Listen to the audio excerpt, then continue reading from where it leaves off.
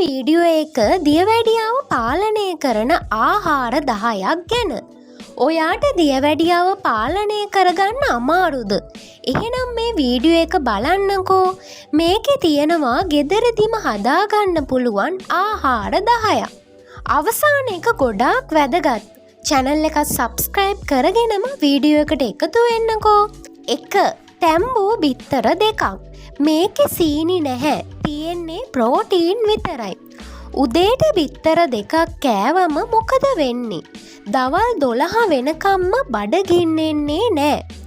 බඩගින්න නැති නිසා තේ එක්ක බිස්කට් කන එක, සීනි කන්න හිතන එක නැති වෙනවා. බිත්තර තම්බ ගන්නත් වැඩි වෙලාවක් යන්නේ නැහැ. සතියට දවස් 4-5ක්වත් කන්න පුළුවන්. ලුණු ගම්මිරිස් ටිකක් දාලා කෑවට කමක් නැහැ. 1. උළුහාල් වතුර. මේක ඉස්සර ඉදම්ම පාවිච්චි කරන දෙයක්. ඔයා රෑට නිදාගන්න කලින් වතුර කෝප්පයකට උළුහාල් සුවල්පයක් දාලා තියන්න. උදේට නැගිට්ට ගමන් හිස් බඩට මේක බොන්න. ඇට ටිකත් හොඳට හපලා කන්න. ඇයි මේක හොඳ? උළුහාල් වල තන්තු තියෙන නිසා කෑම බඩේ සෙමින් දිරවනවා. ඒ නිසා කාපු දේ එකපාරම ලේවලට යන්නේ නැහැ. දවස් 10-14ක් කරොත් ඔයාලට වෙනසක් දැනෙයි. ගර්භණී අම්මලා මුලින්ම මේක පාවිච්චි කරන්න කලින් වෛද්‍යවරයෙක්ගෙන් අහන්න. 3. ආමන්ඩ් ඇට. හවස තේ එක්ක මොනවා හරි කන්න හිතෙනවා නේද? ඒ වෙලාවට බිස්කට් වෙනුවට ආමන්ඩ් ඇට කන්න පුළුවන්. මේවයි තියෙනවා හොඳ තෙල්. ඒ නිසා ලේවලට සීනි එකපාරම ඉහළ යන්නේ නැහැ. මන්දගාමි වෙනවා. ඒ එක්කම බඩත් පිරෙනවා. ඔයාට ශක්තිය ලැබෙනවා.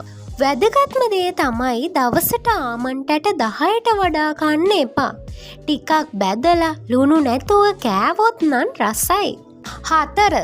කැකිරි. කැකිරි වල තියෙන්නේ 95%ක්ම වතුර. කැලරි නෑ වගේ. ඉතින් කෑවම බඩ පිරෙනවා. සීනිත් ගොඩාක් ශූන්‍යයි. දවල්ටයි රෑටයි කෑම අතර බඩගින්නට ඔයාට මේක කන්න පුළුවන්.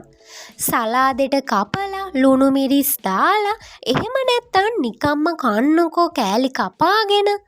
දවසට කැකිරි 1-2ක් කෑවත් කමක් නෑ. 5. සීනි නැති යෝගට්. බඩට හොඳම දේ තමයි මේක. මොකද මේකේ හොඳ බැක්ටීරියා තියෙනවා. බඩ හොඳ වුණාම කෑම හරියට දිරවනවා. ඒවල සීනිත් ස්ථායිව තියාගන්න උදව් වෙනවා. කඩෙන් ගන්නකොට සීනි නැති යෝගට් කියලා ලේබලේ ලියලා තියෙන එක බලලා ගන්න. රසට ඕන නම් උඩින් මී පැණි බින්දුවක් දාගන්න. එහෙම නැත්තම් කෙසල් කෑලි 2ක් නැත්තම් උළුහාල් කුඩු ටිකක් එකතු කරගන්න පුළුවන්. ඔයාට දවල්ට කෑම එක්කත් ගන්න පුළුවන් සීනි නැති යෝගට්. 6. කොළ එළවලු. නිවිති මුගුණු වෙන්න ගෝවා. මේවායේ තන්තු සහ යකඩ ගොඩාක් තියෙනවා. අපි කරන වැරද්ද මොකද්ද? බත් පිඟානෙන් 4-3ක්ම පුරවනවා. ඒක වෙනුවට බත් අඩු කරලා පිඟානෙන් අඩක්ම කොළ එළවලු වලින් පුරවා ගන්න. එහෙම කරොත් කාපු දේ එකපාර ලේවලට යන්නේ නැහැ. සතියකට දවස් 5-6ක්වත් කන්න පුළුවන්. 7. ඇපල් ගෙඩියක්. හදිස්සියෙම පැණි රස ඕනි වුණාම චොක්ලට්, කේක්, බිස්කට් වෙනුවට මේක කන්න. වැදගත්ම දේ තමයි පොත්තත් එක්කම ඇපල් කන්න. පොත්තේ තන්තු ගොඩාක් තියෙනවා. තන්තු නිසා ඇපල් වල තියෙන ස්වභාවික සීනි එකපාරම ලේවලට යන්නේ නැහැ. දවසට එකක් ඇති. 2-3 කෑවොත් ප්‍රයෝජනය අඩුයි. 8. කුරුඳු වතුර. මේක හදන එක ගොඩාක් ලේසි. උණු වතුර කෝප්පයකට කුරුඳු කෑල්ලක් දාලා දවසක් තියන්න. උදේ හිස් බඩට බොන්න. නැත්තම් දවල් කෑමට විනාඩි 20කට කලින් බොන්න. කුරුඳු වල සුවඳ නිසා බඩටත් සැහැල්ලුයි. ආහාර දිරවීමට උදව් වෙනවා.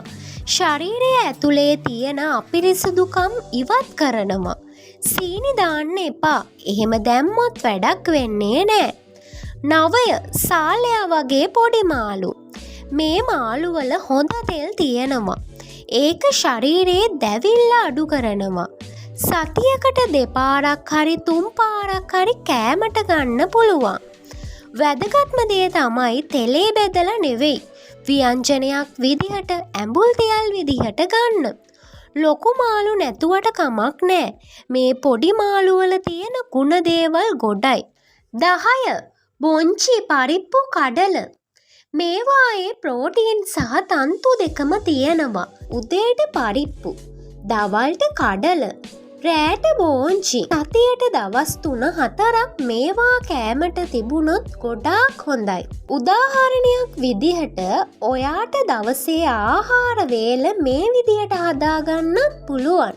උදේ උළුහාල් වතුර, තැම්බූ බිත්තර 2ක්, කොළ එළවලු ටිකක්. දවල්ට බත් ටිකක් අඩු කරලා පරිප්පු, මාළු, කොළ එළවලු, කැකිරි. හවසට ස්නැක් එකක් විදිහට ආමන්ඩ් ඇට 10ක්, යෝගට්. රෑට බොංචි, රොටි එකක්, කුරුඳු වතුර. ඒ විදිහට සරලව හදාගන්න පුළුවන්. ලොකු වියදමකුත් නෑ. ඉතින් යාළුවනේ මම කියලා දුන්න 10න් 3-4ක්වත් අද ඉදන් එකතු කරගන්න. ඒත් එක්කම මතක තියාගන්න. දවසට වතුර ලීටර් 2ක් බොන්න. වෙලාවට කන්න, රෑට වෙලාවට නිදියන්න. බෙහෙත් කිසිවිටක නවත්තන්න එපා. ඕනෑම වෙනසකට කලින් වෛද්‍යවරයෙකුගෙන් අහන්න. ඔයා මොන ආහාරයද පටන් ගන්න කියලා කමෙන්ට් එකක් දාගෙනම යන්න.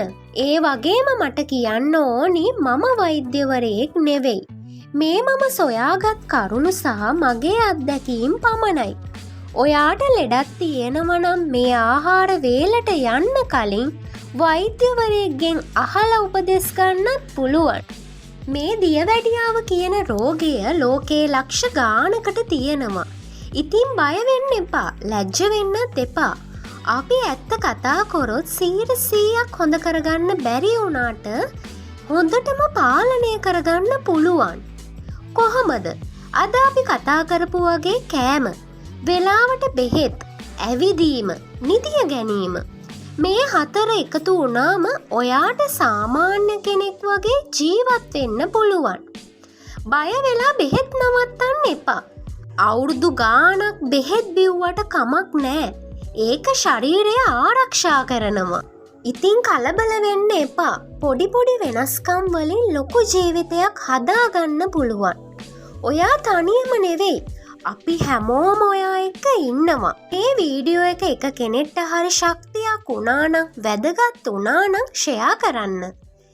ඒ වගේම තව මේ වගේ වැදගත් වීඩියෝ බලන්න ආසයි නම් channel එක subscribe කරන්න. සියලු දෙනාටම නිරෝගීව ඉන්න ගමන් හැඩට ලස්සනට ඉන්න